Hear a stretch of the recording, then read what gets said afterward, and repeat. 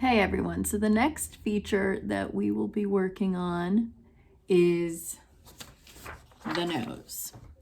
All right, so you're going to be having a few photos you could choose from, or you can find your own nose online.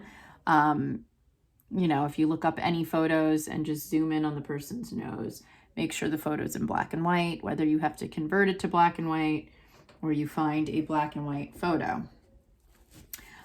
When we do the nose, we're going to look at going from between the eyes down. Now, obviously, the age of the person can make the nose look different too. This is a kid's nose as opposed to an adult nose, which might have a different shape here because it sticks out a bit further. I am leaving it up to you though, as far as looking into noses, if you don't want to use what I provide for you on the lesson. All right. So when you start drawing a nose, you really want to look at two things: the basic shape here and here.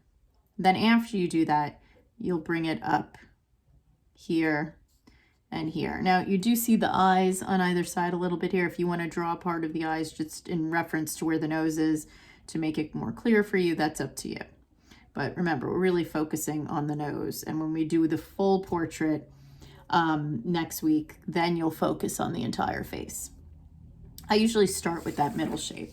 So what I'm going to do first is, and some of you took art with me last year and drew the nose, and you might remember I said to first find that center shape.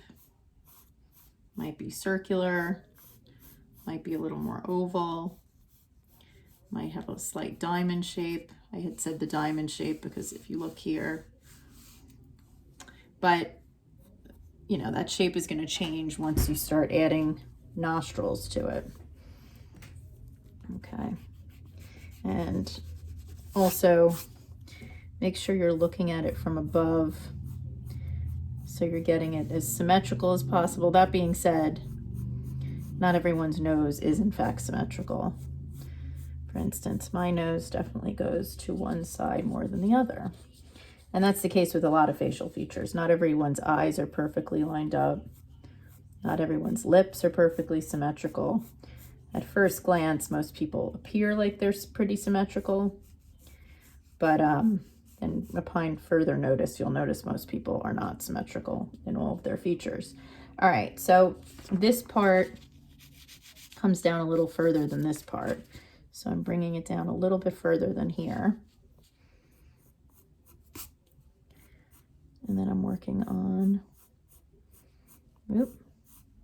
And again, notice how I'm drawing is very sort of sketchy, because then I have a little more control when I'm drawing little lines, and it comes out a lot lighter.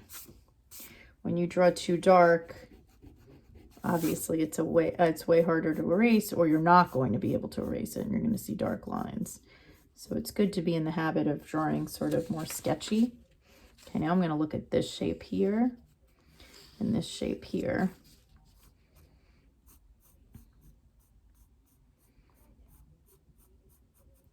And then there's a shadow here, so I'm going to kind of outline the shadow itself.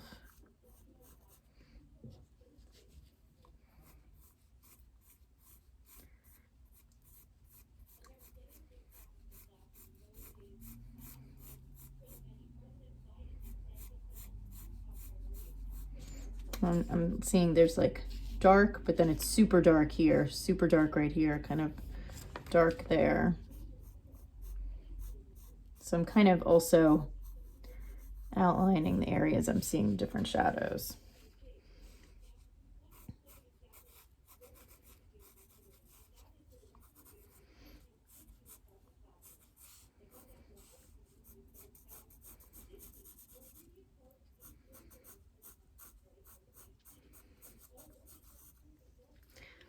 And there's sort of a little highlight in this area, which again, the shape might change once I go into shading it.